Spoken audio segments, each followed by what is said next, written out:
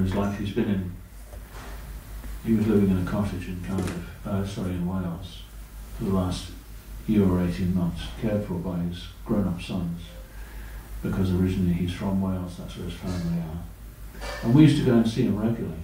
And what impressed me is that although he'd lost the use of his entire body, only his mind was still sharp. And because Vichy always had been very different kind of devotee from Ayendra. Ayendra was, I think it's right to say, he had a lot of passion, but he gave all his passion to his service to Krishna. So Vichy was very cerebral. He had very little passion about him. Well, by the way, he was a brilliant singer and a fantastic comic actor. You know, so many amazing. We used to do these plays, the like of which you never see. I think that they were never equal since, but on the other hand, I'm sure they have been in other ways. But they were very funny.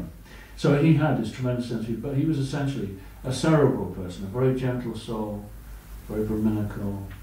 And so although he lost the use of his body, and only this part of him was still alive, really, but he was all there, because that's the man he was. And when I went to see him a few times last year, but one particular time, about 6 months ago, we went to see him, and he got very happy to see us, and he began to talk about, and I just remember he could only talk for 10 minutes and then he'd be tired. But for that whole 10 minutes he said, you know, people think there's nothing beyond the material world. They think that when you die everything's over. They are so wrong. They don't realize Krishna is everywhere, he's with us at every moment, the ineffable presence of the divine, and you know, we are all eternal beings. And he talked like this.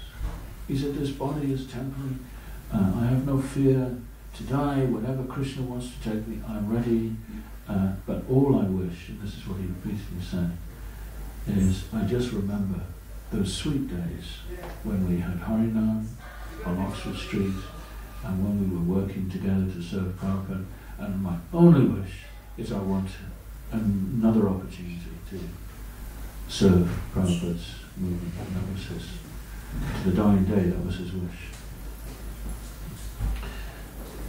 So that's my dear godbrother Vichyavira, who is our elder member of our family. And if you haven't heard of him before, it's because his nature was exactly that. He didn't draw attention to himself, but he was just quietly getting on with things in the background.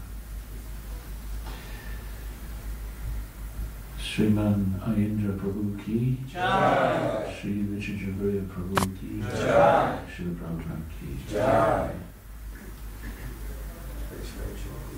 Jai.